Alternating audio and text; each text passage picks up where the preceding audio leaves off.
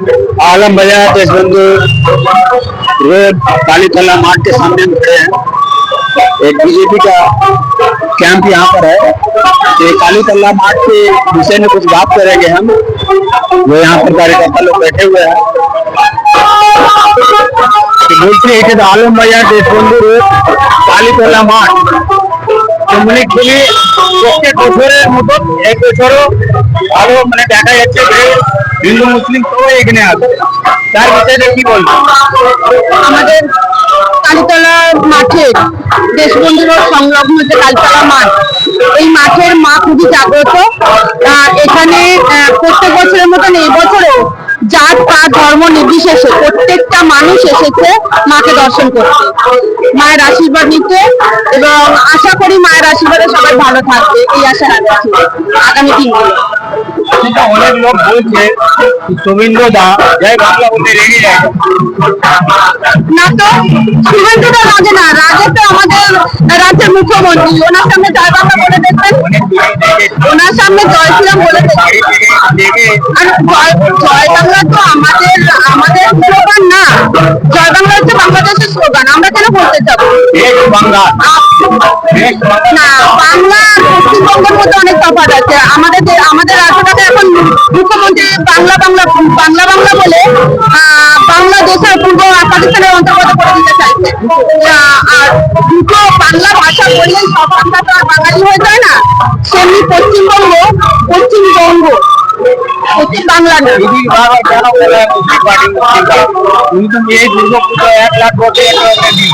না, দিদির আমাদের নরেন্দ্র মোদী সবকা সাথ সবকা বিকাশ, তিনি জাতি ধর্ম নির্বিশেষে প্রত্যেকটা মানুষের অ্যাকাউন্টে করোনার সময় যে 500 টাকার যে ফি বলতে হয়েছিল তাতে 500 টাকা করে প্রত্যেক মাসে ঢুকিয়েছেন, এবং প্রত্যেকটা যোজনা আমাদের সেন্ট্রাল গভর্নমেন্টের জাতি ধর্ম নির্বিশেষে সবার জন্য। এখানে আমরা জাতপাত ধর্ম কিছু দেখি না। আমরা প্রত্যেকটা মানুষকে বলি যে আমাদের যে সনাতনী ধর্ম, আদি ধর্ম, এটাকে বলে নেওয়ার জন্য। রবীন্দ্ররা বলে বারবার একটু মানে হিন্দু বিরোধী টিএমসি পার্টি। অবশ্যই হিন্দু বিরোধী। কোন জায়গা থেকে দেখছেন আপনি হিন্দু বিরোধী? কারণ পশ্চিমবঙ্গটা দেখুন, শুধুমাত্র একটা সম্প্রদায়কে খুশি রাখার জন্য আজ আমরা হিন্দুরা বঞ্চিত হয়েছি যে কোনো জিনিস থেকে। তাই বলছেন, এটা অনেক কিছু দেখছি। বলবেন মেলার ব্যাপার?